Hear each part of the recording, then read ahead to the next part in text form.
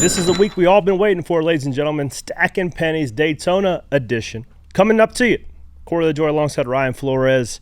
Episode 3, Stacking Pennies drops right now.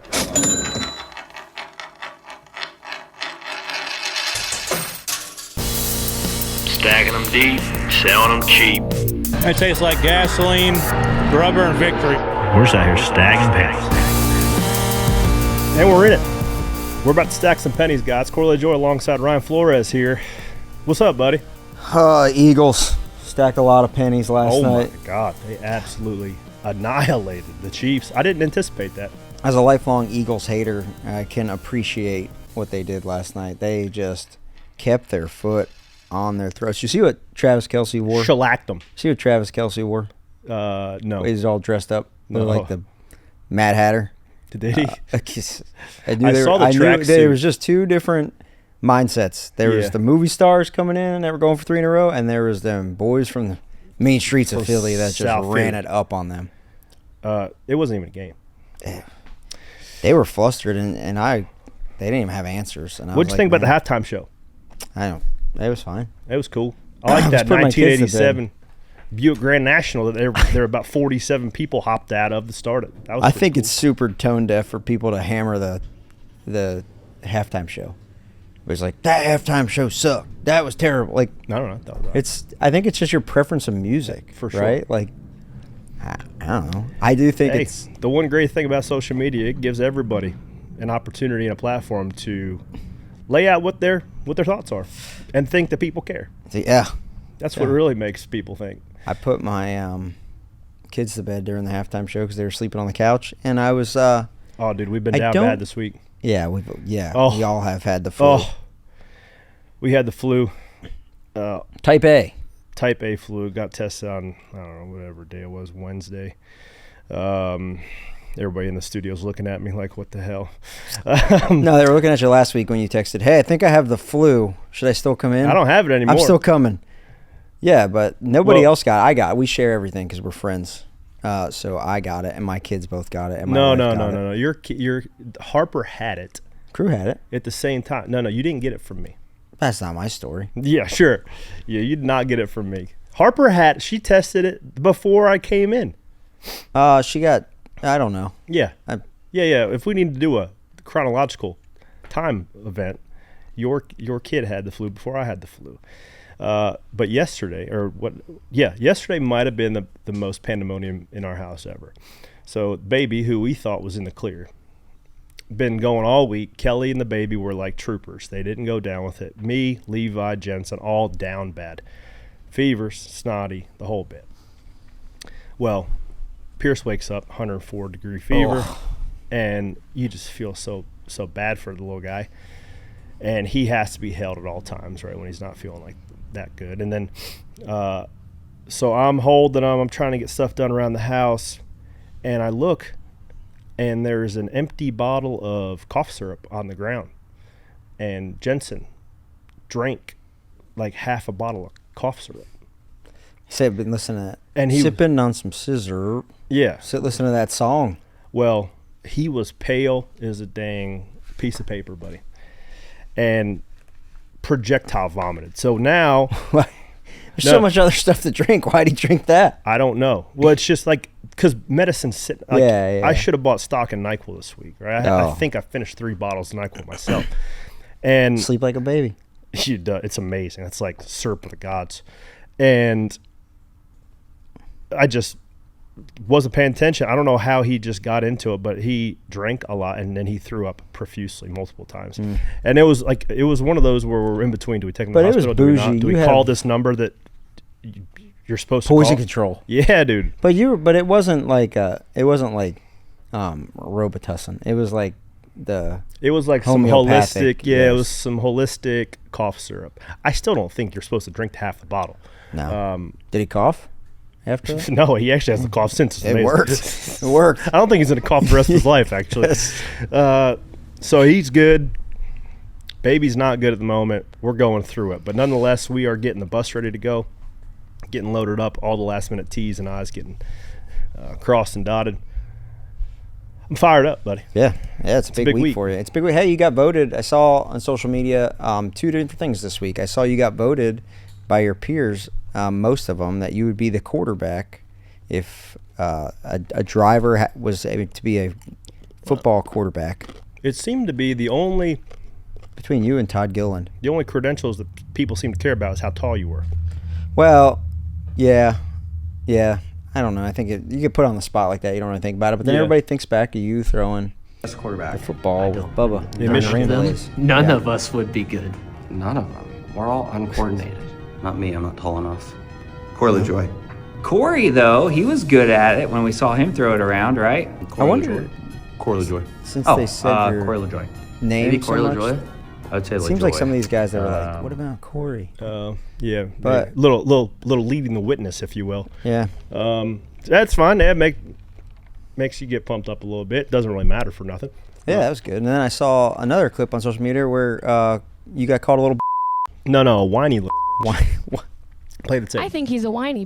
That's what I think. Oh, whiny, not a little one. Whiny. I don't understand what he has against your fans. I don't know why he doesn't want to race in front of 12 fans. I thought that was funny. Yeah, I know. That like so, 12 shirts, I guess. Problem. The 12 people in the grandstands on Friday and Saturday. Funny part about this, if you run it long enough, came off wrong. You know, and I think Corey's worked really hard to get to the cup just level. Like me. And you know, he's Joey's done a the great same job way. Like, getting himself we've been at Penske long enough where you're like, right, I think in his mind, like, I've like worked so hard to get here. Like, you're not going to say anything that could get you called in the office. But I actually listened to the Door Bumper Clear because I thought I like Freddie Kraft a lot. I was interested to hear Tommy Baldwin's perspective because we know them. Freddie's been a friend a long time. And I thought since Bart Griffith was gone that there'd be some peace between us all because that guy was a little brutal. And then... Here we go. You get called a little or a whiny and I was like, oh man, but in any situation like that, I try to understand why someone would say that. And I don't know Carson Elledge very well, but what I do know about her is that she works for the Cars Tour. Her family runs an Xfinity team. So Cars Tour being a lower series, I could see how that could strike a nerve with her to where it was frustrating. When I watch it back, I tend to agree with it. I sounded like a whiny because, hey, I would recommend this. If you have a particular opinion that you're fired up about, don't eat for 4 days, then sit in front of Bob Pockrass and have him twist your nipples. Yeah. And question all the life decisions you're making. Did Pop do that to everybody? He didn't physically. Nipple twister? He's a proverbial metaphorical nipple twister in a way. And if nobody has realized this, I'm sensitive, and now I'm over the fact of continue getting asked why I just don't go run that. I had 2 things I wanted to say about the comment. One, I didn't disagree with that. I was a whiny. I don't generally like to be a little whiny. Sometimes, if you don't eat, you're a whiny little. And then I saw Bob at the Hall of Fame. I said, hey, man, thanks for making me famous this week. What did he say? I hit he was standing like away from me, his back was to me, and I like put my foot like in between his knee and like buckled his knee, Oh yeah. And I walked by him so fast that he didn't really. I don't even think he saw it was me. But I think both you and I individually take a lot of pride in making this a uplifting and positive show. Talk about everything. So there's multiple times throughout the course of the year, fans will write in about how they listen to our show for a positive perspective on the sport and competitors. Majority of those also mention other shows that do not. So I'm not going to lower our show or my opinions to other people's opinions of me. And hey, look, we say it here all the time. When you do this job, when you podcast, when you drive race cars, when you do anything, you're open for opinions. So anybody is more than welcome to have their opinion. Well, hey, about. And in regard to that particular video, the Bob Pockrass one, I didn't articulate what I was the point I was trying to get across. It was how I felt.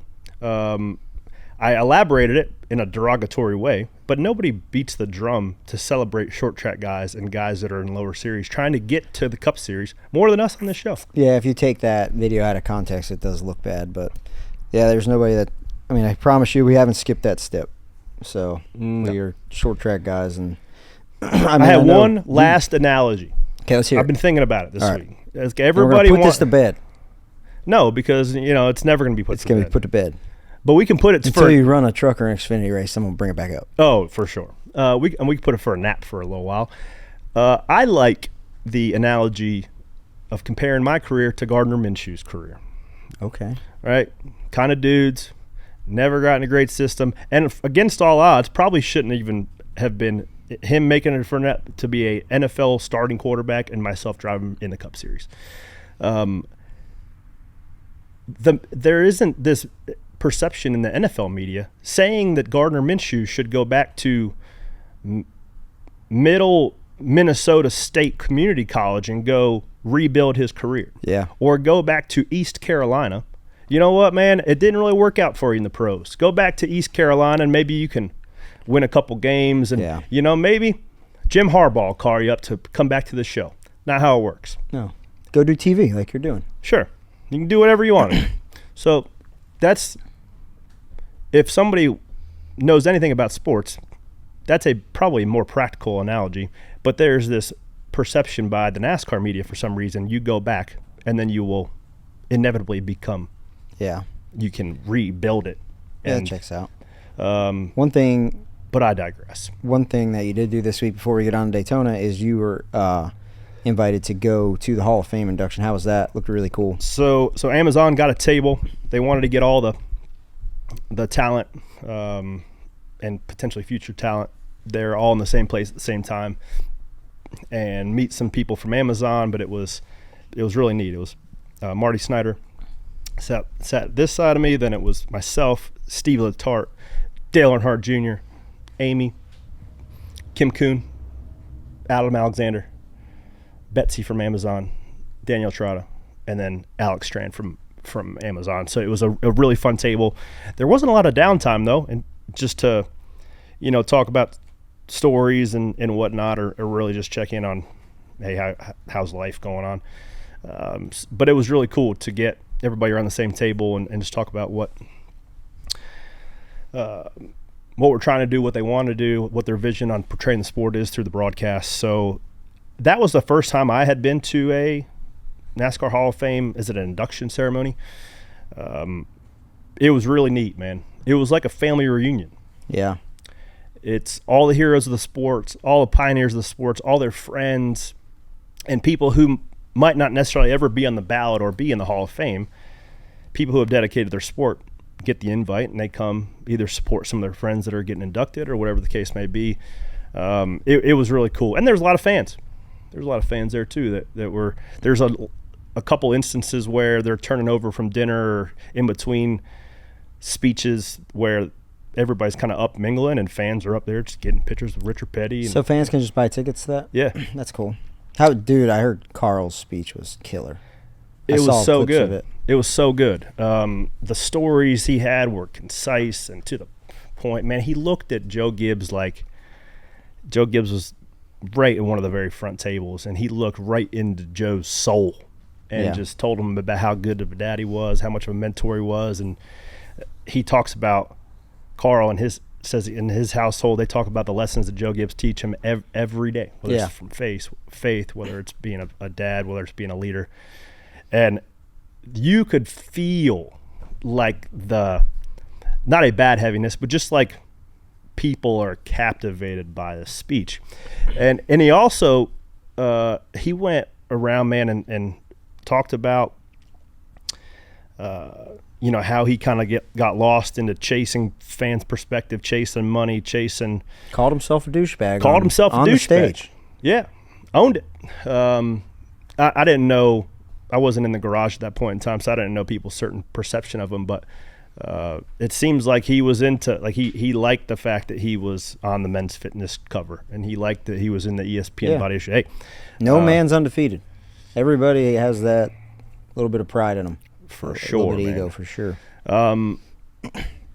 The little campfire chat that they did with Carl and his brother, Kenny, Kyle Petty hosted it. That was super entertaining. He was talking about wrecking Kyle Petty. That was a good one. Yeah. They never said where that race was at. Yeah. I was trying to think back. Higgy probably knows where that race was at, but Higgy pulled it up for you here on YouTube. But it was really cool, man, and also just sitting next to Steve Letarte and Dale Jr., you're just going to get – it's bizarre to just sit like this distance from Dale, and you think about people's voices that you just know. You know, one, but also you just like this guy's Higgy's in my ear. 2005 Bristol Motor Speedway is when Carl's and Kyle Petty's interaction happened. Thank you. But I think of Al Michaels, and I think of football, right? I think of Joe Buck. I think of football, or even playoff baseball. I just hear Dale Earnhardt sitting next to me. I'm like, oh man, that's NASCAR voice. Yeah. I don't know what it is, funny. Man. But we were just talking about some random stories. Never got to bring up his niece calling me a whiny, but it wasn't really the time or place for it. But it was great. Yeah, it was so fun. That's awesome. It's a really cool thing to be a part of. It's speaking really of, special. I don't want to bury the lead here, but we get the Rooster coming in the studio here in a couple hours. Excited to talk to him. He's one of my favorites. Ricky Rowe. We've ridden mountain bikes several times in the past, but just he was the Iron Man. And they talked about that a lot in his commencement and his introduction. He's a real one, dude. Yeah. He is a real one. He's got a super unique story. I'm excited to hear a bit more of it and get some of those details out for the fans to listen as well. Yeah, I listened to his speech early this morning just preparing for him, and golly, that's going to be a really cool interview, and I'm excited to talk to him. Before we head to the beach, have you been watching any of the short track action from down there? There's a lot of short track action going around. I more or less, I just look at it the next day, whether I keep up with the World of Outlaws. Logan Schuchart is a Take 5 oil change teammate.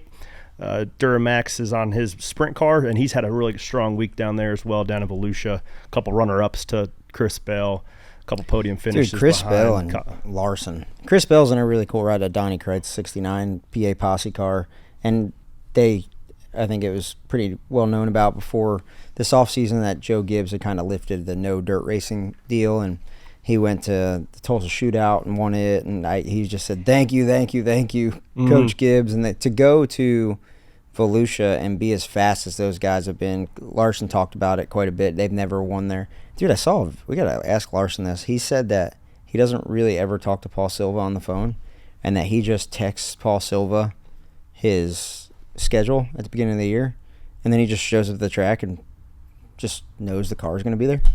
I'm like, wait, you don't check? Like, hey, we're going here? He's like, nah, just kind of show up. We don't really talk much. Man, you and I talk about this often, but I can't even begin to describe to the fans how hard it is to orchestrate and coordinate your life in a way that Kyle Larson and now Chris Bell and you're seeing some other guys live.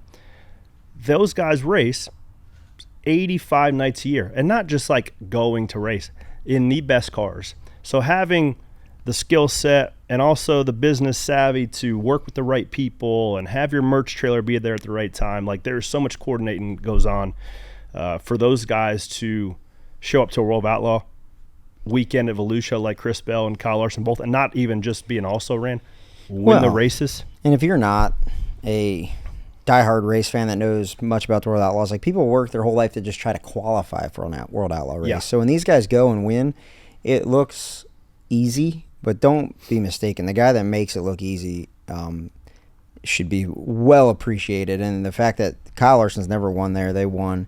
They were first and second in points leaving there. Volusia's really cool, really special, and been watching even some of the dirt racing there. Strickler won one night. It was Kenny Schrader and Kenny Wallace been running down there. And then I watched stuff at Alltech. Shout out to Paulie Hartwig Jr. There's so much. Stuart Friesen was on a roll. I think he won all the first 3 two. or 4. Okay. He won the first 2, got wrecked the third night.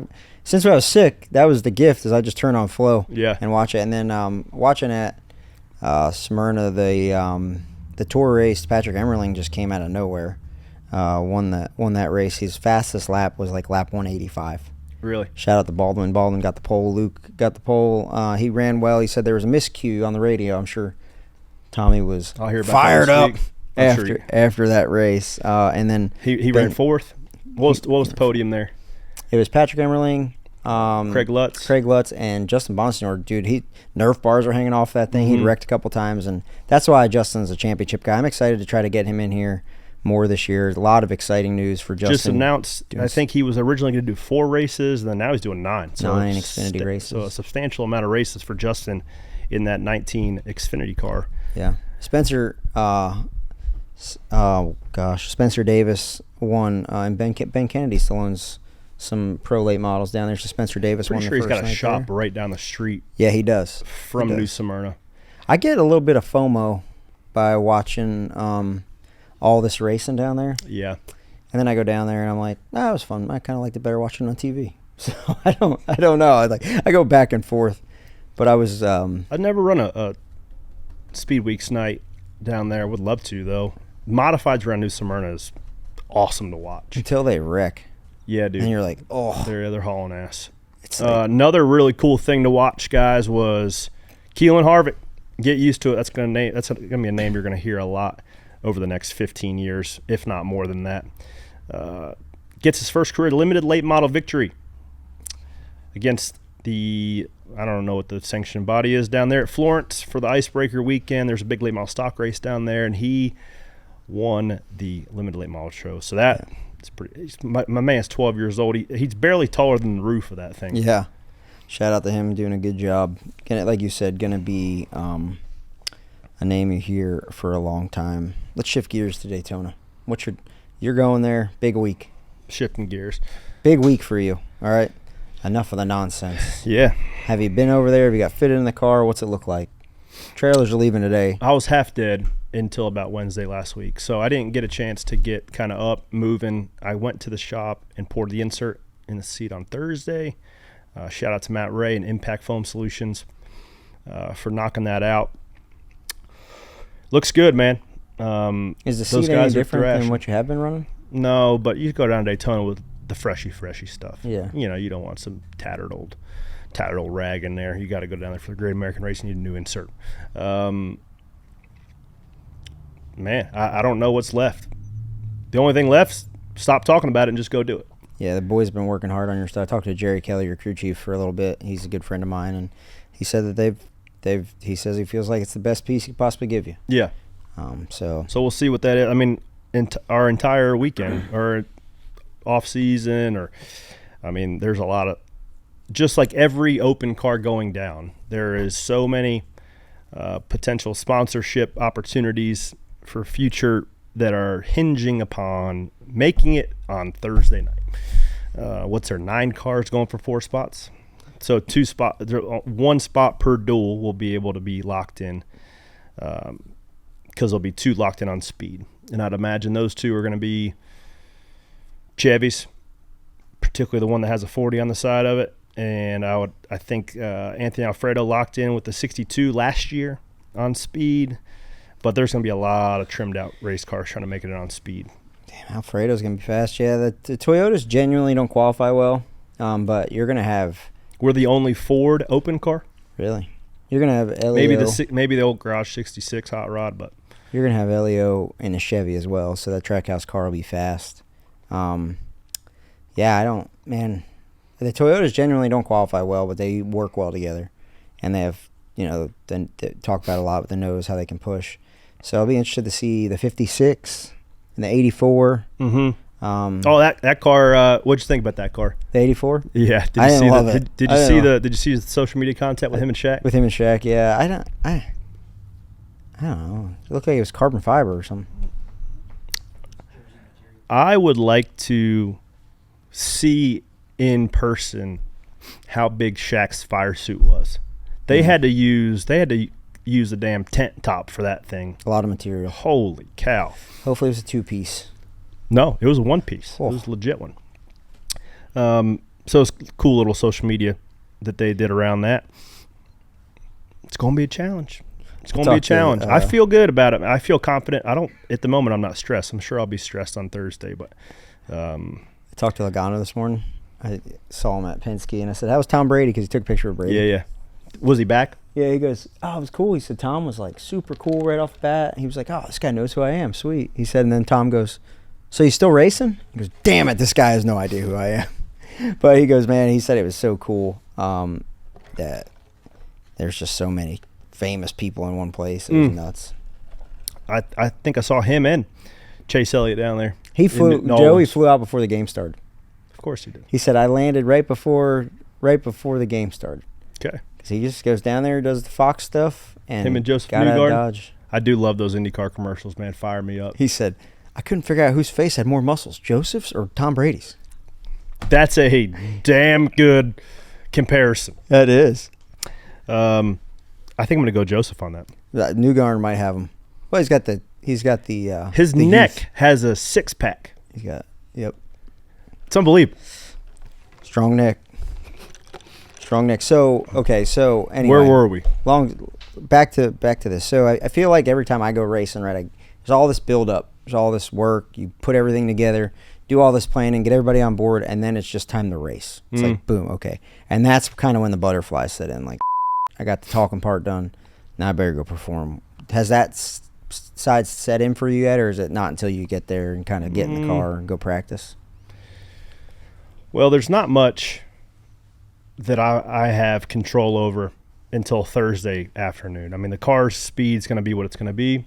We're going to go qualify. We're going to go work on getting the trim level where we want it to Q, and so we have the fastest lap we could possibly put down. But Moist can drive that thing on Wednesday night as fast as I can, right? It's just you want to make sure you hit your shift points. You want to launch it well. But I used to stress a lot about it because I think there was about 5 years in a row that we were worse than 35th in qualifying. So, nothing surprises me anymore. And I also know that out of everybody that's trying to race their way in, I've got a pretty good idea how to be there at the end. Practice and so you have practice and qualifying on Wednesday, but you get to roll through tech before practice. So, like last year, we've seen it to where you get no practice at all. So you roll through tech your first time rolling through tech for the year. We see a lot of people struggle to get through tech because if there's a little bit off in your calibration at the shop to what it is at the track, we're talking 10, 20, 30 thousandths, really tight margins. And then we've seen cars go to roll out for qualifying and either not fire, not roll right, or something be broken. So how important is it that you do get that quick practice session before qualifying? I have a lot of faith in the preparation that RWR and with the chassis dynos they have and the RFK Alliance with Hawkeye and the Creoform body scan stuff that those guys do. I don't anticipate having a hard time getting through tech.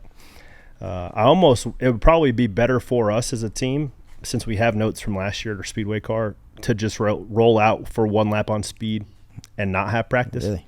For a lot of the open teams that are new, they're going to need a run or two to make sure their heights are exactly where they want it. We would know exactly where they would be right out of the truck. So probably a little bit of slight disadvantage, but for us, given those guys with good teams, and they need one shot at it to figure out exactly where they want their car to go qualify. So nonetheless, we're going to give it hell. And I feel good about it. It's either going to go or it's not. And I have a pretty good plan on the duels, depending on where we're going to qualify. There'll be certainly some games on fuel conservation. There'll be you got to play it to where if you don't anticipate there being a yellow, you anticipate there being a yellow, then you can kind of burn a bit more fuel on the front side of the run to get some track position. So you just kind of your gas man at all? Yeah, we did pit practice last week. It's important to be on the same page with your gas man for sure. Yeah, you just got to kind of feel the energy. If guys are being aggressive, if guys are saving a bit of fuel, that opens up the opportunity to kind of get the third lane working and go get some track position. So green flag, gas and goes. It's like the same thing for you. Like we always say, you're not going to win the race there, but you sure as hell can lose it there. Same thing. You're not going to make the race there, but you sure as hell can. You can lock a front tire up, getting on pit road. Then you got to wait and put rights on it or lefts or whatever the case may be. You can stall it, leaving pit road. Stop a little long, stop a little short, stop too close to the wall, too far away from the wall. He fumbles. There's a number of things that can make your day go sideways, and it doesn't take much to just lose the back of the draft, and then your entire weekend is done. Well, one guy that knows a thing or two about being gritty and making his way in the sport, making races, is Ricky Rudd. He's going to join us next, buddy. I'm excited about that. Let's get him in here. Ricky Rudd coming up right after this.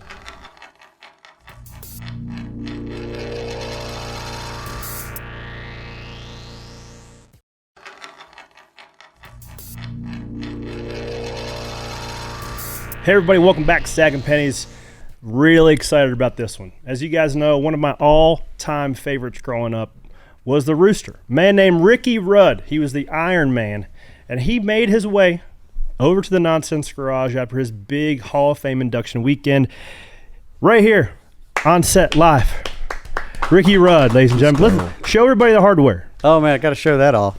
Man, it only took about 30-some years to get that, but hey, I'm happy. Well, 32 years and 906 races. Yeah, it was. They, believe it or not, they sort of flew by. You would think 906 races, but man, it was great. I never worked a day in my life. I feel like, How many of those 906 stand out, or ones that you can't forget? I'm trying to think.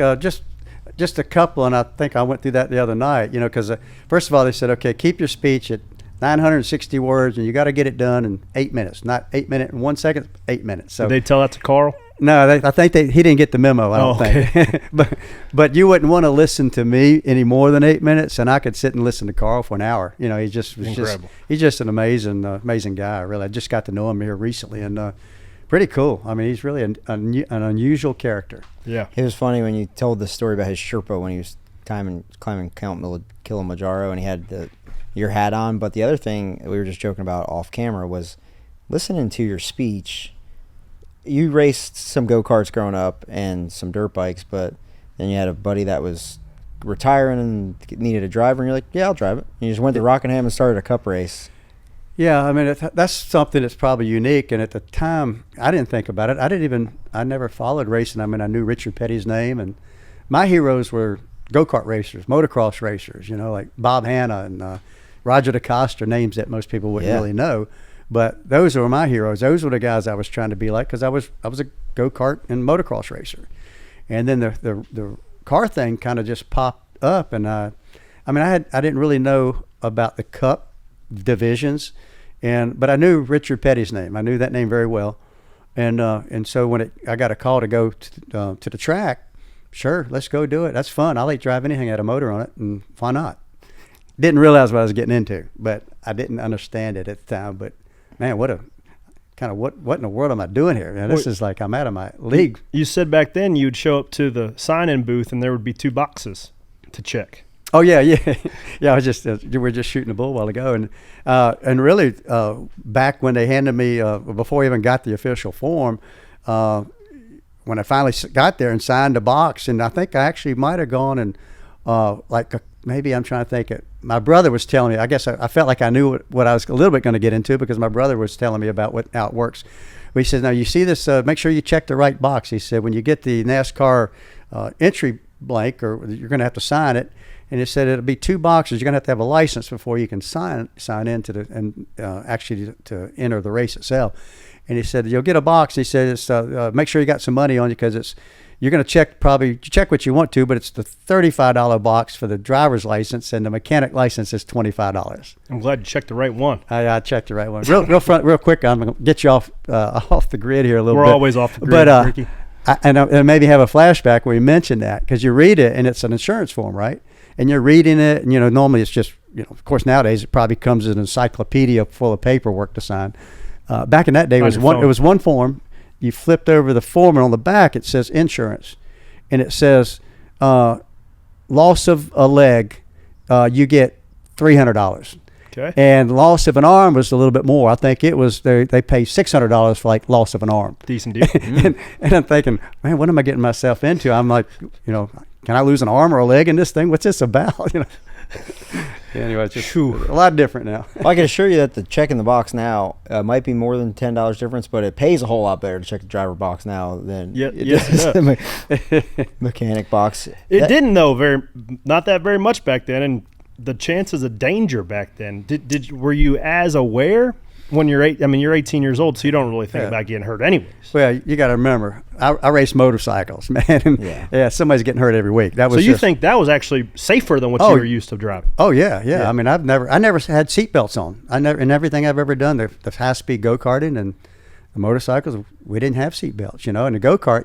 Well over 100 mile an hour, you didn't want to stay with a go-kart. You wanted to get spit out. If that thing is flipping, which they did do occasionally, you wanted to leave the go-kart. You didn't want to be in it. So, yeah, I thought, I felt like I was like in an armored car. I couldn't get hurt. What was super interesting to me, being there on Friday night, watching you get inducted, watching Ralph Moody and his family, and then obviously Carl, how many intertwined connections and stories there are within the garage, and Robert Yates starting his career working for Ralph Moody and Holman Moody, and then obviously had such an impact on your life, and Doug Yates building motors, then for Carl Edwards, and everything kind of came full circle. Was there anything that stood out for you on Friday night? Yeah, I think you just kind of described it. As Kyle Petty got up there, and I think he wasn't actually live TV. He would be up there, when it was off script, but he got up there and he started talking about like Ralph Moody, and I think maybe you must have heard that conversation. And I'm thinking, where's he headed with this? He's talking Ralph Moody, then he ended up bringing Waddell, and he sat there and it took about 30 seconds to get it all out. But basically, it ended up being, he traced it right up to modern day times on how it got from there, like in the 50s, up to where it is today. And there's like my connection to that past was I had the privilege of driving, Robert Yates race car, and now today's version of it is Doug Yates, and it was kind of hard to. I can't do a good job describing it, but it was pretty really neat cool connection on why he came up with that. The thing that I thought was really cool, connecting all the dots, is a guy that you hear about a lot is Harry Hyde. Yeah. And when you came down to Charlotte, you kind of hedged all your bets to come to Charlotte, and you go test, and you're like, I'm not really good. And Harry Hyde's like, give me your car. Yeah. And then that was you told the quick version of it, but still, like, have you been to Hendricks campus at all?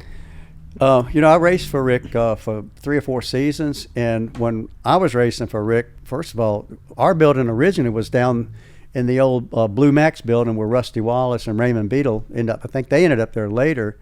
I'm trying to think, they were there first, and then Hendricks, I guess the 5-car team, was originally in that shop. It was nothing fancy. It was probably a very small shop. Top of the hill there. Yeah. Look, that was Harry's shop. No, there, actually, there's 2 things I kind of got it confused.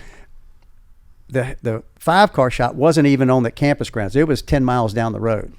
And then Schrader's shop was in Harry Hyde's old building, which looked like a horse stall. So, it's still there. Yeah, I think that's what I thought. They really reskinned cool. it. It used to look like a barn, and there was a lake there. And that was Harry Hyde owned all that campus there. He owned all that property, and he sold it to Rick. But it's amazing because I hadn't been in there. Eventually, they moved the 5-car team to that location. But to put it in perspective, it was a very small building, and I think the only thing there then was the old Harry Hyde building, which was Schrader, and then the 5-car team was a new building. It was about 5,000 square foot, not very big at all, and then the motor shop was there, which wasn't all that big. And now you go in there, it's like you're going into a subdivision of a neighborhood or something. It's just huge. So there's feeding off of that, I was just over there. They built new. I walked through that shop and saw Harry's plate, but they built new military side, all that, and feeding into that, I was telling you earlier that I'm building a new building behind where you guys had the 26 shop, right behind that in Huntersville, and I just can only imagine the amount of change through 32 years of doing this that you've seen, right? Like I talk about it now when we drive down 150, the amount of change since I've lived here in 20 years, but from moving here from Charlotte, just starting your first Cup race, the amount of change that you see now when you turn the TV on, I'm interested to hear your perspective on where the sport has gone and kind of what it looks like. Well, just kind of real quick back to the Harry Hyde situation. Again, we had our family deal that it came out really, we did pretty good things for what we had to work with. And but everybody, I was making $110 a week. My brother was he made a little more because he built our motors. I think he was making $125 a week. Big spender. Big spender.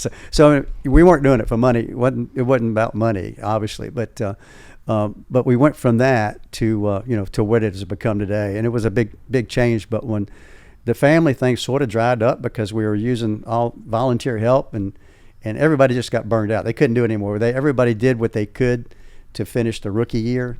And everybody said, "Man, I'm physically, I can't survive." You fall asleep on a creeper at night a lot of times. You just couldn't go. So all that help went away, and then so kind of the last ditch thing. It was kind of in and out. We ran a couple of races, and then we got down, say 1980. nothing was going on. We had to make something happen. So Lynn and I hopped in basically went down to Charlotte, and DK Ulrich let us put a car in his shop, let me use a stall in his shop, and which was right on the Speedway grounds.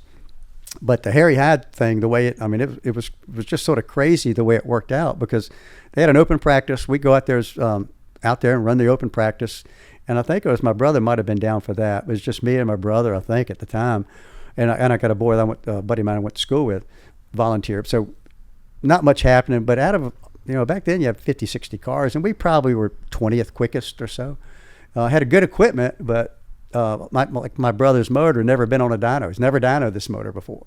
And he'd always build them. We didn't know what we had for power. He knew it was okay.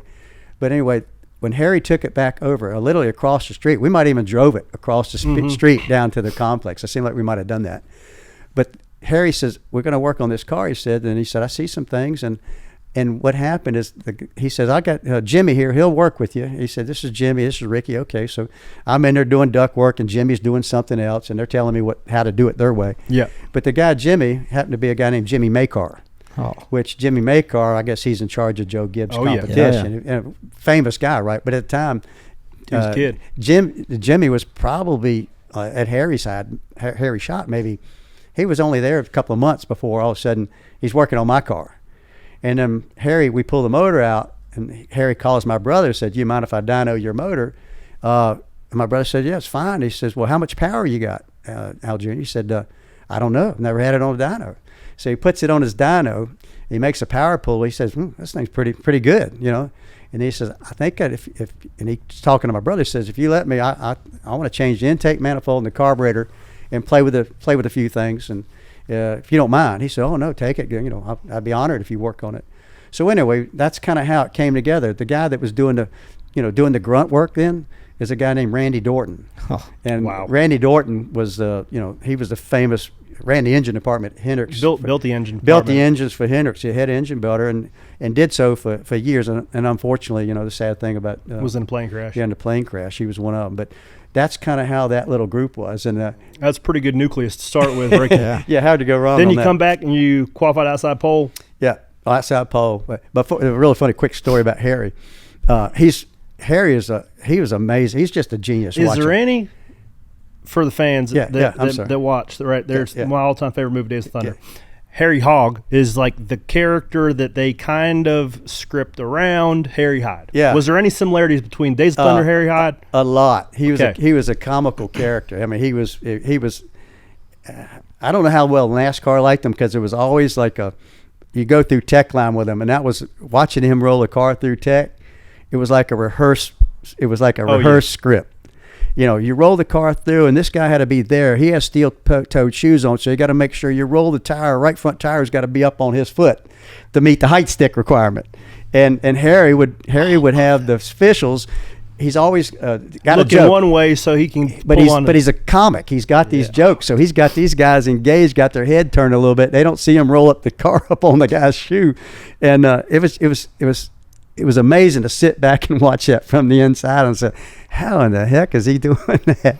But the funny story about Harry, he gets in the motor room. They run up my brother's motor on the dyno, and he calls my brother back, but Harry is in the dyno room, and the motor's running full bore, and Harry's up on top of the motor with a flashlight looking down inside the carburetor to see the flow of the fuel and stuff. I never heard anybody doing it. He's standing on top of this motor. So he gets off the dyno and he calls my brother, said, hey, Jay, this is what it's doing. And we bumped it up another 15 horsepower. We're happy with it. And he said, well, how old are the parts in this motor? Because we don't want to go over there and break something. My brother said, well, the crank is probably 3 years old and 30 races. I think I got it from Robert Yates. It was a used crank. And then, and back then you could break a crank, and it's not pretty. The motor would be destroyed. So Harry he kind of bothered him when he found that he was straddling this motor, sitting on top of a time bomb, ready to go off, looking at it with his flashlight. So anyway, sorry about that. I kind of got caught up in that. No, I love that stuff. One of the most famous images in NASCAR history is you with your eyeballs taped open, right? And you made a quick reference to that after your speech, right? Holding your eyelids open. Those who haven't seen the rec will post it here on YouTube, but that was the week prior to the 500. So was that a qualifying race? It used to be called the Busch Clash, and you got into that race by winning a pole position somewhere the previous year, and not sure how. I won a pole somewhere. Obviously, had been in a race at that time. Yep. So, yeah, and went for an absolute ride. Yeah.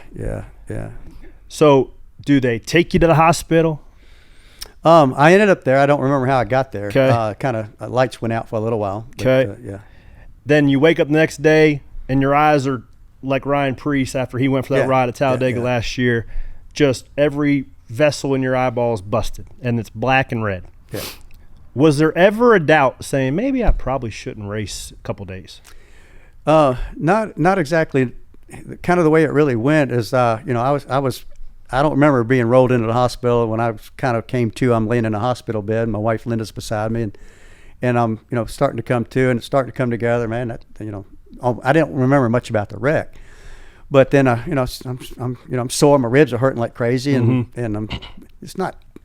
I really sort of psyched myself into, well, it's not too bad. Let me see, my arm's working, and I can still move my feet pretty good, and all right, I'm ready to go back. That was the feeling, because I didn't really realize that my face was, it don't look too good anyway, but back then it was like twice the size. It swelled up. Yeah. But I told my wife, I'm not staying here tonight. I'm getting up. I got to go. I got to be at the track in the morning.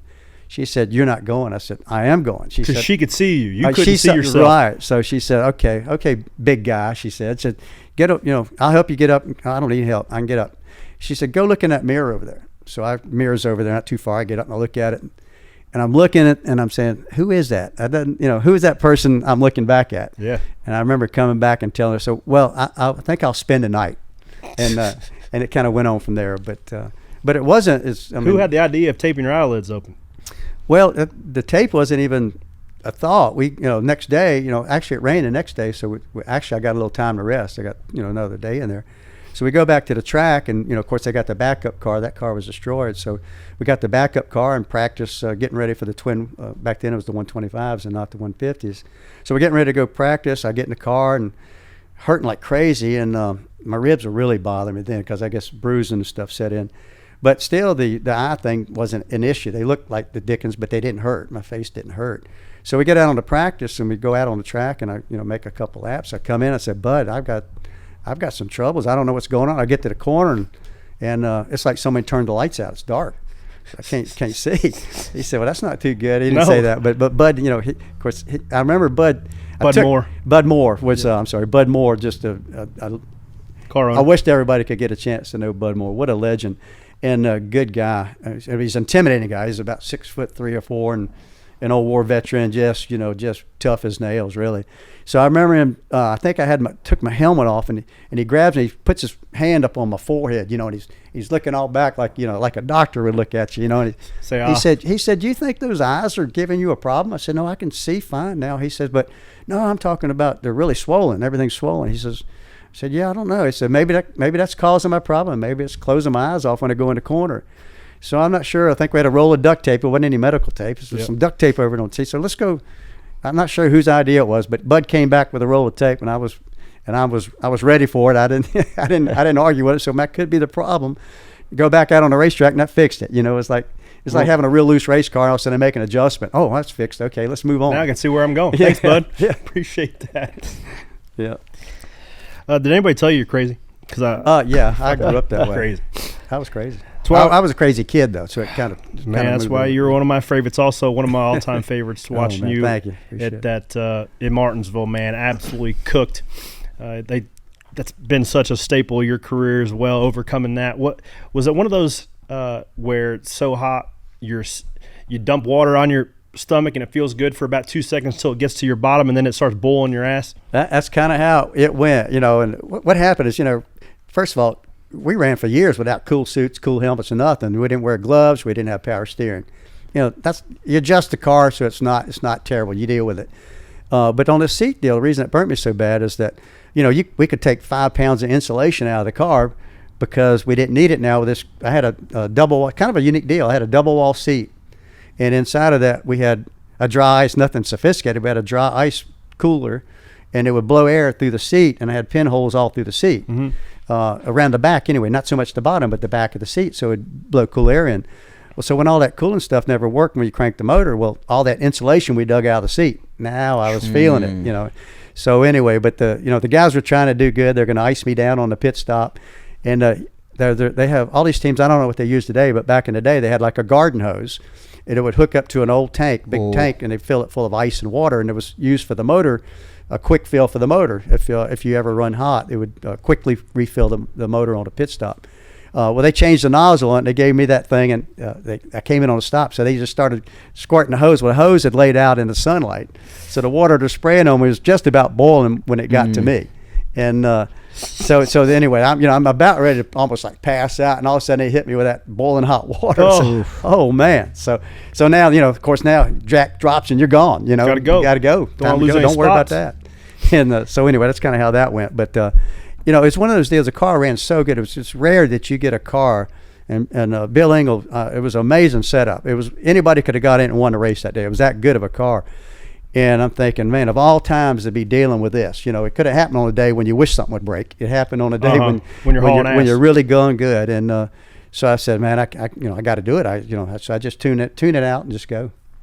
One guy I thought one thing I think about a lot also in Virginia there, Richmond, was you and Harvick. So I think about that because I changed tires for the Wood Brothers for a little while, and Kirk Almquist was one of his thug buddies. It was actually the guy that was jumping on the hood of your car. Okay. So fast forward to 2015, we're gonna work for the Wood Brothers. Ryan Blaney's driving it.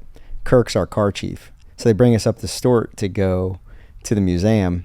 And when we walked in there, they said, "Aren't you the boy that was jumping on our hood, Richmond?" Like it happened yesterday. But I always thought of you as a guy that like never backed down. And Harvick, at that point was a little brash. Were there a lot of altercations you had like that through your career, or was that kind of one? Hang on, Rick. Yeah. So I want to add to this. Yeah. Because you were on the show a couple years ago, and I asked you about that, and you said that you regretted not fighting Harvick. Well, after that. I don't want to get labeled some redneck guys looking for a fight, but one reason that I couldn't get but so mad at Harvick, because I ran over him. I mean, I hit him, I turned him. It was a payback. I didn't mean the payback to be that severe, and he wrecked, and I really didn't want him to wreck. I felt bad for it, so my temper wasn't up. I wasn't. He had a legitimate argument, but the way he did it, I'm sitting there, I'm thinking about the Wood Brothers, talking about the crew members. You got to remember the Wood Brothers are great guys, but there's not you got the Harvick bunch, Richard Childress guys who are all weightlifters, bodybuilders getting ready, and you got our guys that have been around a while. And Terry Hall ain't beating nobody up as much. Well, that's what I'm saying. I understand where you go. So that's kind of the scenario. And then Pat Trison has got me pinned into the car. He won't let me get out. And he probably rightfully so, because if I'd have got out, I got my butt kicked by all the crew members. Harvick was the least of my worries, don't get me wrong. But you got the guys that you're talking about. These guys were big, and it was no question. But Pat kept me in the car because I wasn't mad until he started climbing on the car. Yeah. Because I had known that, hey, I could see Harvick being mad, okay. But when they all climbed on the roof of that car, I'm thinking, man, these poor Wood Brothers, they don't need to be having to fix a body, for some stupid stuff. Yeah. But anyway, but Harvick and I really hadn't spoke since then. But if I had a race team and he was still, he would have been one of the first guys I'd have picked up the phone to drive my car, because he's that committed. His head is into that thing that much to get that mad. So again, respect from a driver standpoint, but not climbing all over the man's race. When you watch a race on any given Sunday now, who are some guys that stand out to you? Like, if I still had my team, that's one of the guys that I'd a lot of these guys drive with passion. Some drive with just smarts. You look at a Kyle Larson, and he's just there every week, and I don't think he's probably ever been mad at anybody in his life. I never seen him, but I don't know how. So the people are different. And you look at a Kyle Busch, and he gets upset, but that's a good thing to me. If if you had a car and you want somebody that's, this means everything. They're putting it all out there. Yeah, not indifferent. Yeah. So and I didn't ever hear this until Carl and I got talking. I've gotten to know Carl a little bit, and we got talking one day. He says, I would get my game face on. I'd get in the car. He said, the way I would compete, he said, I end up like, he didn't say hate. He said, those guys were my enemies. They're trying to take my paycheck. And that was the mindset. And that was the way sort of I drove. I tried to, you got to have a switch you got to turn on and off. But I don't know. I mean, I can't imagine. But there's guys out there now that go fast, and they probably could, they don't have to do that, and that's good. But I think a lot of it has to do with the mentality in the garage area in my generation. Nobody was really buddies with each other. I would say that's still fairly. Is that true? I mean, you're friendly. Don't get me wrong. You're friendly, but I don't want somebody. Earnhardt was famous about this. I've got a theory. Yeah. I feel like when you were doing it, there was more of a respect for the other more of a understood respect for somebody's well-being, because you could actually get hurt when you wreck somebody. Yeah. Now, that danger of getting any sort of physical harm is lessened severely.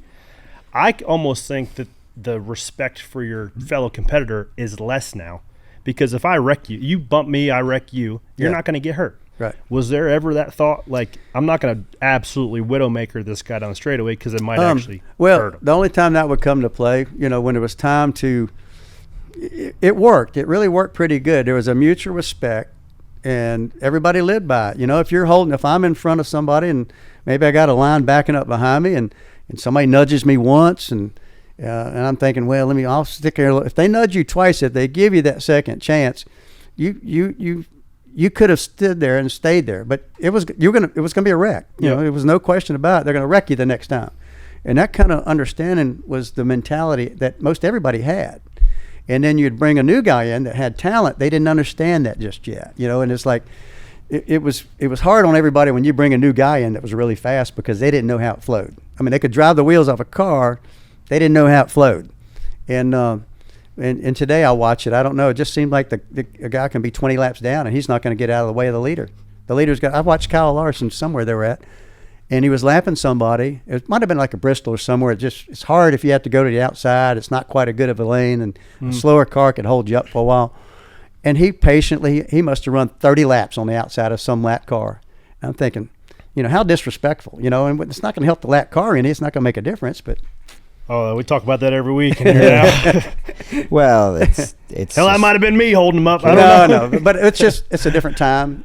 There's a different mindset, I'm sure, in the garage area. I mean, there's a lot of talent. You find yourself yelling at the TV now when people do that? Like, why are you? Do you find yourself yelling at the TV now when they're? I'll be first to tell you. I mean, I might come in and catch a tail end of a race every now and then, but I might want to go for a bike ride, and I'm not gonna sit in front of the TV set. I don't watch it. The races are really long to sit there and watch all day. I mean, but.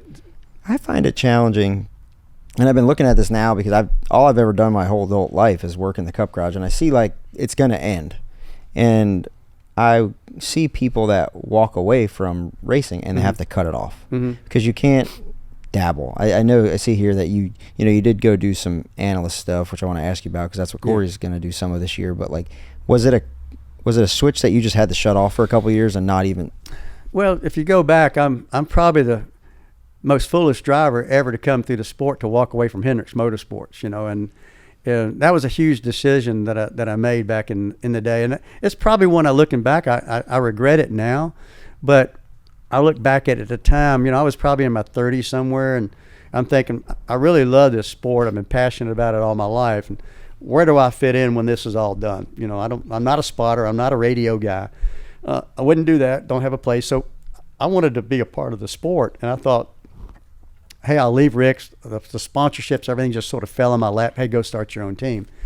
So that's kind of the reason I left that organization. It was like, most guys will start up an Xfinity team or something, and that was probably what I probably should have done. But I ended up starting up my own Cup team, and so to have a place to be still connected to the sport when I got out of the driver's seat, and that didn't. I mean, we did well for a while. We won 6 races, as an owner, but I wasn't good at raising money, sponsorship stuff. And in hindsight, I didn't have anybody, a department or people chasing money. It didn't seem right. Why are you out looking for sponsorship when you got your own sponsor? It's like cheating on your wife or something, it sounded like. So how stupid was I? So we got behind the money curve. Tad was there with us, but the money wasn't enough to go out there. It was changing so aggressively. We wanted our own aero program, and it was going to take a lot more money to do that. And the sponsors, and I got mad at them, but then later on I looked at it and said, it didn't make business sense to them to spend that extra money. Yeah, well, they were testing more. Just so Tide knows, I still buy Tide because of those days. Yeah, because they sponsored you and Ricky Craven. But I say it didn't. Their business model didn't make sense for them to pump in the extra couple of million I needed a year. Right. So if I couldn't get it, and I said, well, I'm not gonna. There's no way I'm gonna go out there to run 15th or 20th. My beginning years, we had the money and we were competitive, and then it started to fade and we couldn't raise the money. So we finished the season, paid everybody we owed, and shut the doors and moved on. So hated to do it, but it was black and white what I needed to do. Some of the guys that didn't do that, they mortgaged their homes. They did, and they all, a lot of them went bankrupt. You know, Bo Dines and all those guys. They rode it too far. It's tale as old as time. That's why I am a big proponent of the charter stuff too, because fast forward 25 years and you're one sitting in a charter. At least you got something of value when you do shut the doors. Yeah. Right, and that's a great idea.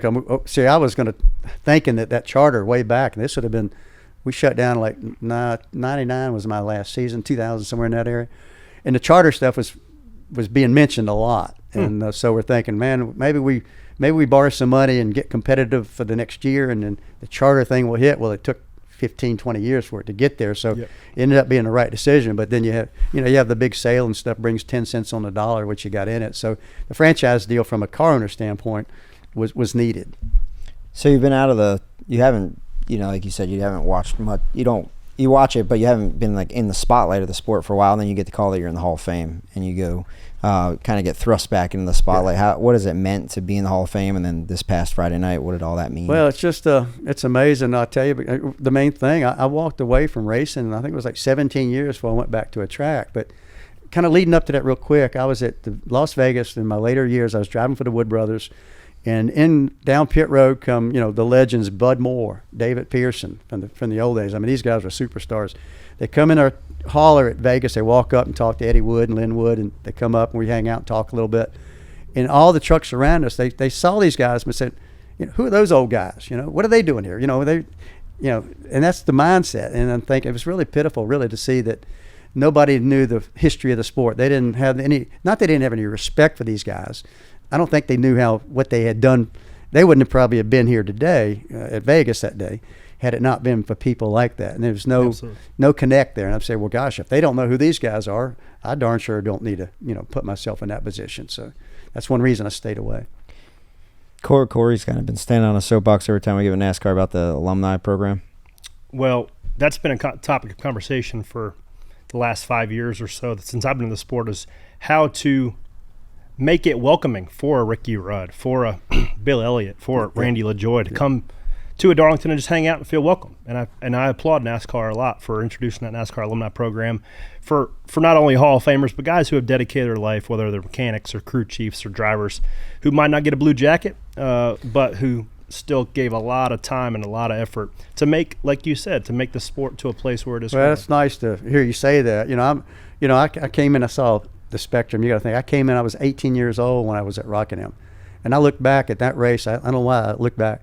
I was 18 at that time. The driver age was 36, 38 years old. I was half the age of everybody. So I came into the sport as a young guy that nobody knew who I was, which they shouldn't have. They shouldn't have known who I was. I didn't expect anybody to. But you stick it through the years. You go through the years. So now you become you're the youngest guy. Now you're the oldest guy when you leave.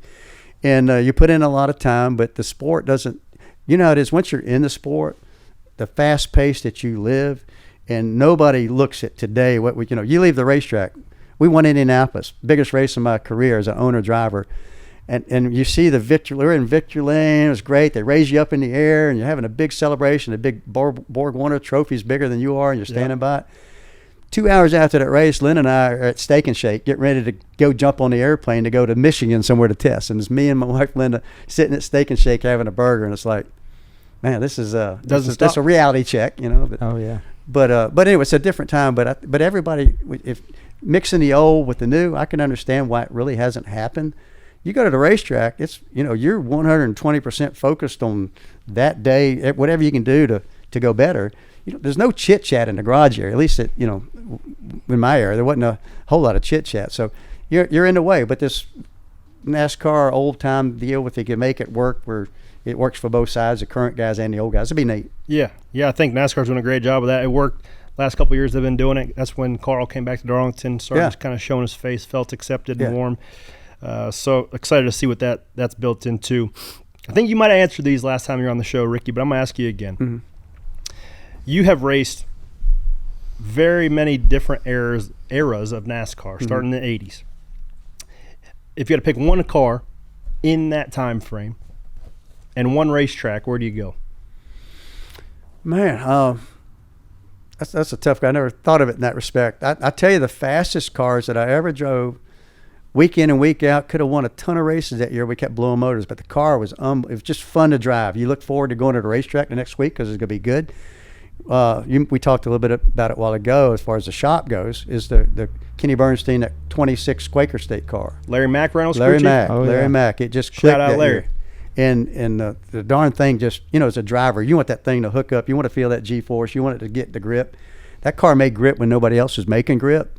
And it was Larry McReynolds, but there was a guy that didn't really get much attention that time. It was a guy, he just recently passed away. Sad to hear that. But Bob Riley, Riley Motorsports, big in road racing. Yep.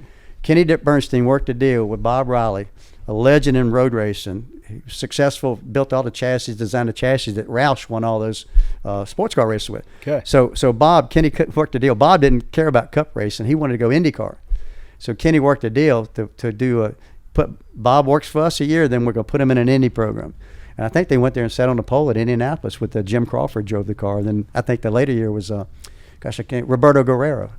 And but Bob Riley was sort of him and McReynolds worked good together. So that would be probably the most successful car that if you said, could you run that car again, it would be that car. And then what track? North Wilkesboro.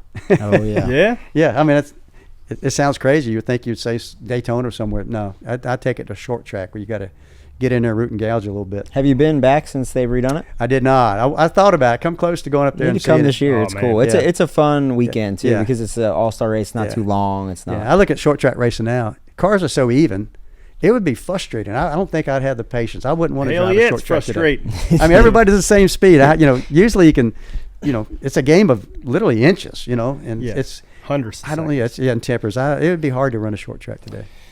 So, Ricky, we talked about all these memories and all these experiences you've had starting sport in 18, going all the way for 906 races and more. Now Hall of Famer. But if I had like the Men in Black pen that zaps all of your memories and you could only keep one, what do you keep? I don't know about one. I can give you two. Okay, I'll take two. I'd say the Brickyard 400 win. Okay. And I'd probably say winning Richmond, Virginia back in the mid-'80s. And the reason I say that is that those injuries that I had in that Bud shootout ended up being more severe than I thought. It was a major concussion. And I really thought my career might be done. I finally came out of the junkyard days, went through all the process. And, I drove for Richard Childress when Richard was a middle-of-the-pack car. Yeah. And so we got to that team, and it clicked really good. I hated to lose. I basically got fired to put Earnhardt in, but I understand it. I can see it now. But as far as the victory would have to be coming back at Richmond wearing a flak jacket, ribs hurting like crazy, thinking my career could be done because I had vertigo. Even I didn't say much about it. I had vertigo for a couple of weeks after that, and I even went to the University of Virginia to get tested. So my career was almost just at the point you busted butt. Now you got there, and it's gone, and it came real close to that. And so Richmond winning the next week, to me, that would be the number one for me. Love it. Yeah.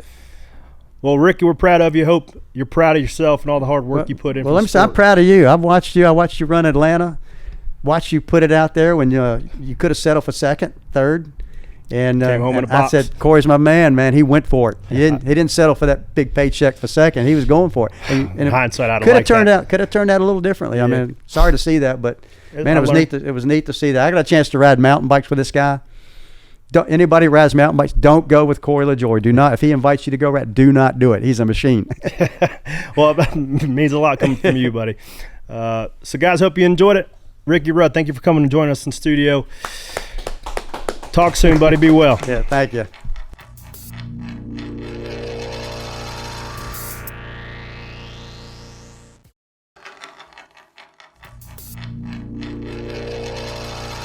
All right, guys, we're back. Hope you enjoyed that. Time for some pit road boats and woes. Some live stops getting fired off. Probably won't see very many on Thursday night in the duel. Probably a lot of fuel onlys. But come on Sunday, buddy. Thursday's one of the sneakiest work days of the year for picker guys because you show up and you don't really think much of it, but you have to take it for granted. You have to move your own pit box. So a lot of times when we show up on Sunday, your pit box is already in the pit stall. For the races on Thursday, you'll have to get your pit box from your truck, roll it out to pit road. They're not when Champion moves the pit box around, they do it with four-wheelers. They drag that stuff kind of where it needs to be. There's not a lot of people around when they do it. When you have to move that stuff yourself, they're not really great at being pushed by humans because they're set up just too big like anymore. Houses, dude. Yes. So it's a sneaky long walk from your truck out the pit road. At Daytona. But it is a day where you kind of have to make sure all your stuff's right. See if there's anything been lost on the pit box. Get there. Make sure you have all your stuff. Make sure it all works. There's inevitably going to be stuff that doesn't work. You can't freak out. And by the way, this race is going off, and you better be ready for anything because it's Daytona, even though you kind of take it for granted. That's just the duels or whatnot. There's teams there's going to be 9 teams, especially like yours, that it is do or die. It's do or die. So looking at the rosters, though, I had Higgy print me up some rosters, and I think there's a lot to look into this year, more so than anywhere. And some shakeups on some championship caliber teams. Yeah, I would accredit that to Stuart Haas. Stuart Haas going out of business. There's an influx of pit crew guys. So when we go through kind of the SHR teams, there's a couple new teams, right? The 88 is going to be new. They took the 88 Trackhouse car. Trackhouse does Colleagues pit crews as well. Yep. So they took a couple guys from the Colleague team, and then Ryan Mulder, who's been a long-time front tire changer from Stuart Haas, he will be on the front of that car. And then looking over at RCR, the 8 car, their struggles on pit road were documented last year, and they get 2 of Stuart Haas' best guys to go on the 8. Dylan Mosier and Shane Papaya. They were a long time on the 41, the 14. They kind of bounced back. They were on the 14 for a long time. Shane's been there. He was probably at Stuart Haas 12 years. And Mosier is known to be one of the most reckless, but one of the fastest jackmen on pit road. So that's definitely going to be a boost. Did Daniel Smith go somewhere? 8 cars performance. Daniel Smith, probably the biggest off-season pickup of the year. He went to the 19. Wow. Daniel Smith, 2-time champion of the sport. He was on the 14 with Tony when they won. He was on the 4 car with Kevin for all those years that Kevin was there. He's a dude. Rear tire changer, great guy. Huge pickup for the 19 team. As we saw that they also had their struggles on pit road last year. Another one, Brandon Banks goes to the 45. And when I started looking, Brandon Banks was the jackman of the 4 car. When I started looking at 23XI's rosters, a lot of shakeups over there. So they put Banks onto the 45 team. He's going to jack the 45, and then that moves Nathan Ricketts over to the 23. The other shakeups on the 45 there are the 2 tire changers. So they have Dakota Ratcliffe and Devin Lester. They were both the tire changers from I think Dakota was on the 14 and Devin was on the 41. So those are both Stuart Haas guys. So you got 3 Jason Stuart Haas guys on the 45. Yep, Jason Ratcliffe's son, Dakota. So then that shifts those 2 tire changers that were on the 45. Houston Stanford, love that guy, and Devin Del Rico to the 35 because they have a new team as well with Riley Herbst, and Jordan Page goes from the 23. What was the guy's name? Delvin Del Rico? Devin Del Rico. So yeah, shakeups on every team over at 23XI. When you get a new car, that's kind of how that goes. Another place that has a new car is RFK. Yep. One of the shakeups there, Steve Price, longtime tire changer on the 6 car, is going to the 60. They moved a rookie, Joe Wright, from the 47 up to the 6. So a couple small shakeups over in the RFK camp as well. Any shakeups at Hendrick? No, I haven't seen anything at Hendrick. Everything's pretty much, I think, staying the same there. Weren't they 3 of the top 6 or 3 of the top 5? They're very good pit crews. Yeah. The Hendrick has very good pit crews. Our 12 team stayed the same. New jackman to start the year on the 22. As Graham is still out, and that moves Weston Kramer up to the 21, new jackman. So Ty Snelson will start the year on the 22. Weston Kramer has been an absolute dog in practice. We practice with the 21 every day. So I'm excited to see him get to the racetrack, and then 2 guys from Stuart Haas on the 21 as well. Based off of the preliminary rosters you're sitting there looking at, who is what's a strong team that hasn't been strong that you think has gotten considerably better? Man, it's hard to say. I'll be interested to see how the 45 does. That's a big shakeup when you change your jackman and both changers, right? Banks from the 4-car, Brandon Banks, he's known to be really fast. That 14 was really good to end the year. And you get 2 younger changers in there. So it's always tough when you go to a new place because you get there and you kind of get the new jitters. Everything's a little fresh. Everybody's different. And then you get comfortable at practice, and then you go to the racetrack. Everything's different from the plane to the prep to the to meals at the track, to what the hauler's like, to how your road crew reacts. So to see how quick they get comfortable and how quickly everybody works together. How long do you think, generally, when there's a off-season pit crew mix-up, how many weeks does it take to where you feel like you're a kind of a cohesive unit, to where the timing for the carrier's right, the footwork on the jack man, everybody just kind of knows and just understands the cadence best? Man, it's 3 weeks, 6 months to get to where everybody works as one. It could take years, but it's not something that happens quick, because new levels, new devils, right? You learn each other, and then you're kind of comfortable for a couple weeks, and you go a little faster, and then this guy's moving there. So the communication and feeling each other out and knowing where this guy's going to be or what situation, and then you're definitely going to lose confidence at some point in time. You're going to have a rough go of stops. You're going to lose spots on pit road. You might lose a race. So when you're with each other for a long time and you have the equity in the bank of doing well together, you lean on that when bad things happen. But when you're a new group and stuff like that happens, it's harder to fight through. So I don't know. I'm happy that there's no turnover in our team. Continuity is a huge deal. Our team's doing really well right now. We've had a great off season. But what was the fastest stop last year? The fastest stop of the year, I think, was a 8.2 maybe. Do we see that broken again? Yeah, it's just going to get faster and faster. And it's taken now, this off season has been like the first off season where you really see everybody's comfortable. We've been doing it for a long time. We know how we're going to do it. We know what the choreography is going to be. It's pretty straightforward. Your cues of what happens or the way you react is so much quicker just from 4 years of doing it now. The one team that I did, looking at the rosters, that I did see that stuck out to me, I didn't want to breeze over this, was probably the best team throughout the whole regular season last year, was the 11 team. I don't know what happened there. I don't know if AJ is dealing with a injury, but AJ Rosini not listed as a front changer. Austin Maloney, who is I think he's a rookie. I don't know if he changed much last year. Rumor has it he was driving the pit stop car. Yeah, that's what they say. Might be a little Rudy situation. Come on, guy. He'll be on the 11 car. You car. ever change tires before? Like the water boy. Yeah. Who wants to go fast? I want to go fast. But he'll be on the 11 to start the year, which is a really high-level car to be on. They've won a lot of Daytona 500s. So the good news for these guys, the first 3 races, kind of fuel mileage races, we'll have Daytona, Atlanta, and then go to Coda, which Coda can sneak up on you. You could, with it being a short course, you might have to get it. Mm-hmm. But track those position. I know a little long-winded, but those are roster changes when I breeze through them. If you want to see anything on rosters, Bozy Tetrabeck on Twitter does a really good job documenting that stuff. Shout out. Go check him out. Yeah. It's the roster of dogs, man. Who's it going to be? First week. Probably doesn't sift through. Probably the best ones don't rise for the first couple weeks, first month, to really see those couple teams that are separating themselves from the rest. But nonetheless, they are just as valuable this week going to the Daytona 500 as they are any other week. If you do your job right in Daytona, you should never even know you were there.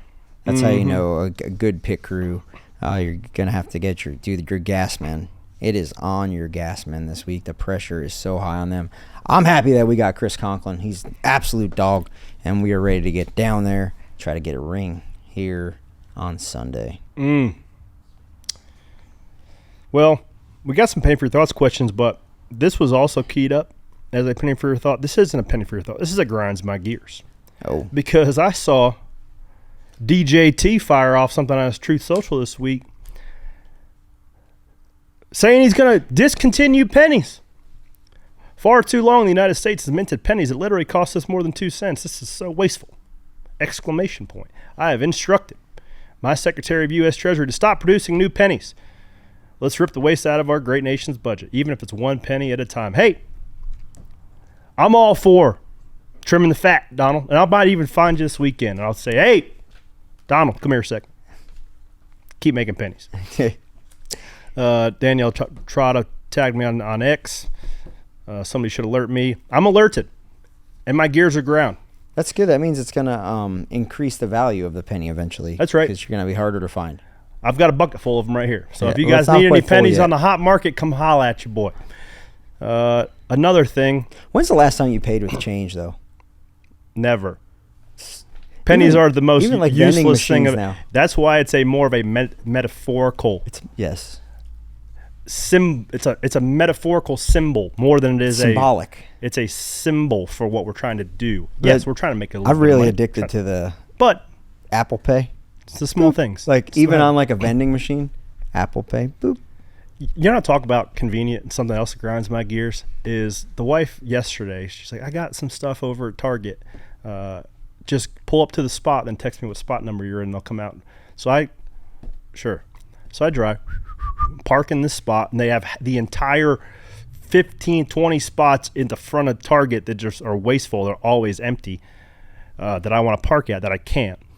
But I parked in one this time because I'm one of these customers. I'm sitting there for like 10 minutes waiting on somebody else to go in and get my stuff and come out. And I felt like I am the laziest piece of shit.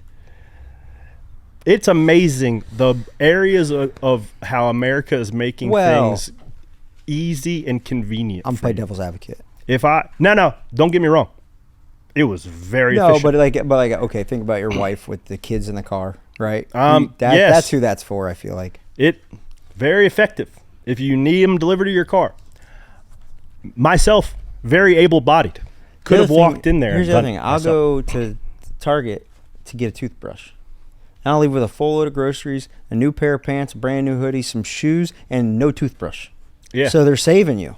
They're saving you from yourself. Well, you could have ordered that, and you could have pulled in a spot, and they could have delivered it. I've done it. You should try it in New Jersey. When you pull up, my wife will like Instacart, and in New Jersey, you're not allowed to have bags. So you go there, and they literally just put all the stuff in the back of your car. It just rolls around until you get home. Then you open the door, and it all falls out. Yes. Yeah. Yeah, I don't know. That grinds my gears, New Jersey. Bring back bags, even if they're paper bags. I don't know what's going on up there. Saving the turtles. So it seems like everybody's gears are grounds about the OEP provisional. Oh, yeah. I mean, is what it is. That's a marketing guy deal. Certainly a marketing guy deal. Shout out to Justin Marks, a hell of a marketing guy. My opinion on it is this. I don't hate the idea.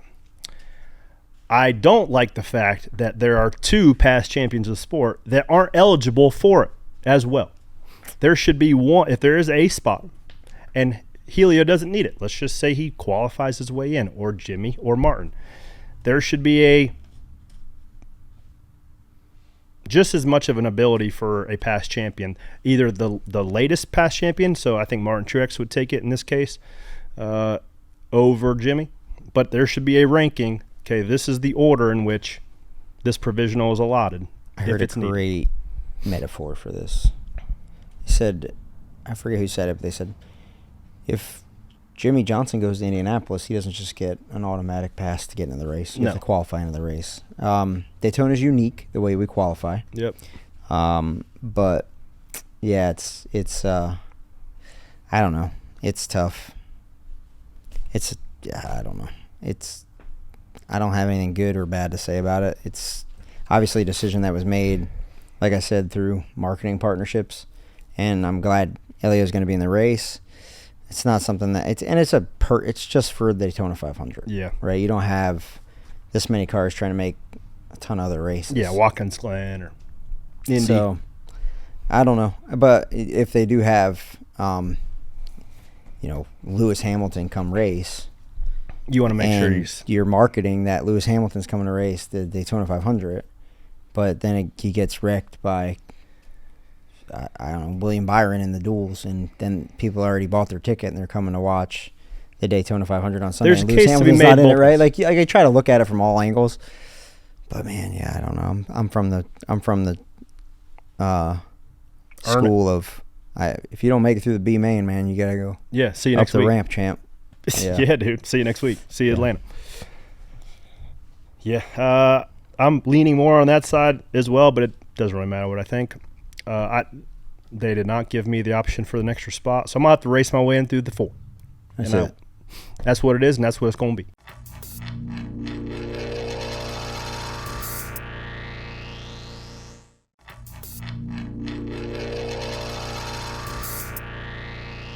Something cool coming out Tuesday, 7 p.m. Eastern time, guys. It's going to be on the NASCAR channel on Tubi as well as NASCAR YouTube channel. It's called Home Turn, put together by Jay Busby, and it's going to be a little bit of away from the racetrack sights and sounds and places to go eat in Daytona Beach. So a lot of cool things to be saw in that. So make sure you guys go check it out. We're going to go talk to Jay Busby here shortly on all the things that are going to be in Home Turn. But don't miss it, 7 p.m.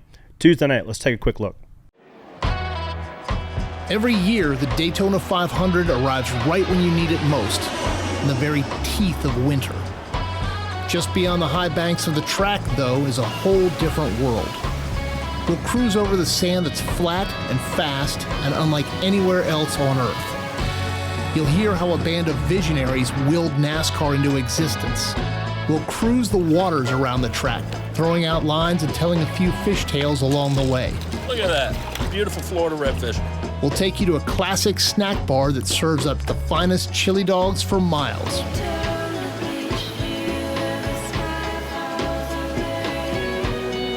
We'll watch the sunrise with a cup of coffee and New Smyrna. We'll see off the day with fried shrimp and cold beer in Ormond Beach. We'll look to the sea and to the sky and to the open road ahead. Home Turn, coming Tuesday, February 11th. All right, guys, join us right here via Riverside and Noncents Garage. The man who has written, directed, and host Home Turn coming out Tuesday, the day in which this episode drops on NASCAR's Tubi channel, as well as NASCAR's YouTube channel. Jay Busby's here to tell us all about it. How you doing, Jay? I'm doing well. How you doing, boys? Oh, we are doing great. Pumped up for this week. Enough racing stuff going on, as you know, but this is a project you've been working on for a long time, so give us some cliff notes on what the fans should expect when they watch at 7 p.m. Eastern. Yeah, this is a project that we wanted to tell the story about what happens, what the world is like around Daytona. I mean, drivers, crew, media, we all kind of stay in this little bubble when we're at Daytona.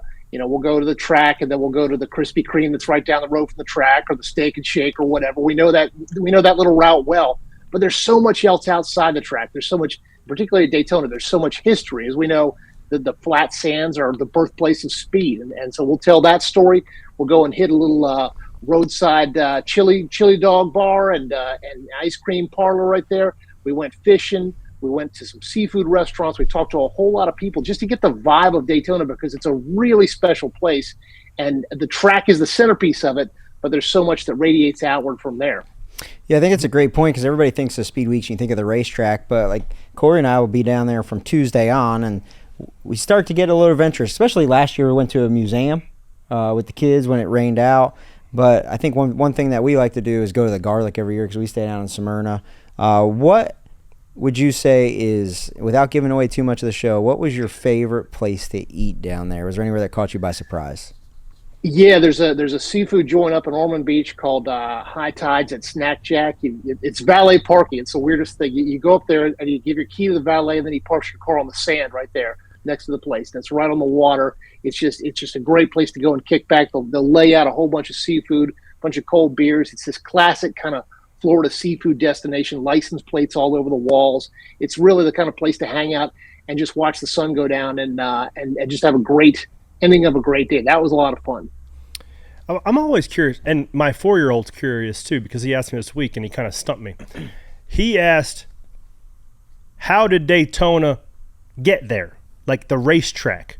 How do you have an understanding after making this, the foresight that Bill France Sr. had to pave a 2.5-mile high-banked oval on the swamps of Daytona Beach that's changed the course of stock car racing forever?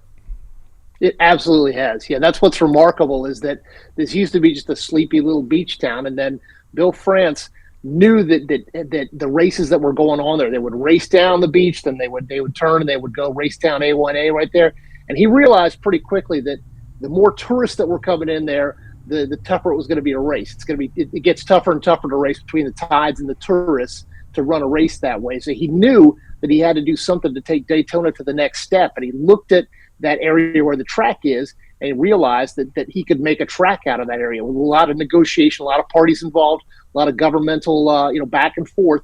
They managed to put the track there. And one of the cool elements, this is a part that we didn't get to put in, is the form of the track. We had so many stories here that we couldn't fit them all in. It was the form of the track, that tri-oval there. You'll see it in the video. Way back when, there was a dog track right there on the edge of the track, near what's now turn 1. At that time, Bill France didn't have enough power to move the dog track out of the way. I mean, that tells you the kind of the different world that we're in right now. So in order to get the track to be the size that they wanted to, they built it. They didn't have a straight oval. They did that tri-oval form, and obviously it made for a great, amazing track. But it's kind of a funny story about, even now, all of these years later, that dog track influenced not just the shape of Daytona itself, but the route of the boulevard outside it. So we see Daytona now, it's obviously a tourist destination, and there's so much more around it than the racetrack. But you've obviously had to spend a substantial amount of time down there doing this show and just the research into it. How ingrained into Daytona's DNA is the racetrack and the Great American Race itself? Like, how proud are the people down there of this? I mean, maybe the best way to think about it is just think about what it sounds like when the race is going on. And we may not hear this, we're inside the track when it's going on, but when you're 6-10 miles away, you can hear the sound of the race, and that's kind of a good metaphor for it. The race blankets the entire area. It all is influenced by the race, and everyone is influenced by Speed Weeks. And they want to know what's going on. They want to keep up with what's going on. But there's also 51 other weeks a year where this place is just a really vibrant and growing beach town. It's ebbed and flowed. We talk a little bit about spring break. MTV's Spring Break was there for a while, and for a while Daytona was synonymous with all of these college kids coming and basically trashing the town until Daytona said, all right, that's about enough of that. But there are so many little identities that Daytona has had. I think that obviously the race is the main one, but there are a lot of other elements. That's what makes it such a fascinating place. What other venues or markets on the NASCAR schedule do you think taking a home turn next to is what your wish list is? Oh man, I mean, we could all make the list. I want to start with Darlington. Not just the origins of the track and how it's shaped, but all of the world around it. There's so many cool stories there. Dawsonville, the Elliott clan there. We want to focus in on that if we possibly can. Talladega has so much around it, and then we'll get on out of the South. We'll go to Texas. We'll go up to Indianapolis, wherever the road takes us. We would absolutely love to do more of these. I think that's going to be a lot of fun. Well, Jay, tell the fans again where to go find it tonight, and I'm sure it's going to be on replay. Several events up until and after Daytona. So tell the fans where to go find it. Yeah. I mean, just the easiest way is to go straight to NASCAR's YouTube channel. It's YouTube at NASCAR, straight there. It'll be right there. We've already got the preview that you just showed. That's already up there, and it'll air at 7:00, and then from there it's going to be on Tubi. You can check the listings on that one, and then after that, who knows? I mean, we'd love to get it out there as much as possible, but it'll be on YouTube right there, and of course you can embed YouTube wherever you have on your socials. So watching the preview there's one thing that I saw, and that was the Thunderbirds. I want to make a little bet with you. Our buddy here, Corey, come hell or high water on Thursday, whether he makes the show or not, he's definitely flying with the Thunderbirds Friday morning. Do you think he pukes and passes out or not? Oh, man. Well, I need a little backstory, Corey. How are you on roller coasters? Love them. All right. Well, you're going to be fine. I think he's going to pass out. I'm too tall to fit in those things. He just wants me to pass out. They're going to take that as a challenge. They're going to take that as a challenge. I don't want him to pass out. I'm your friend. I just think you're going to pass out because you're a sissy. I did watch. And because as we covered earlier in the show,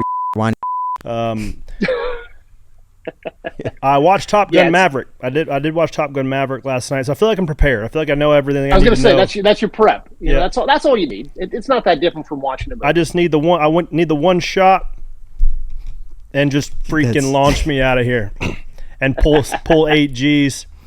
we'll see if the tunnel gets small enough to where I can't walk through it. But it's Daytona is a special place for all of our for all racers. There's just a special feeling you get when you get to Daytona 1, but when you roll through that turn 3 and 4 tunnel up into the racetrack, it gives you the goosebumps just thinking about it. But thank you for doing this project.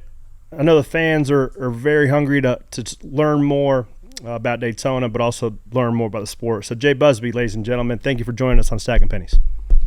Thank you, my friends.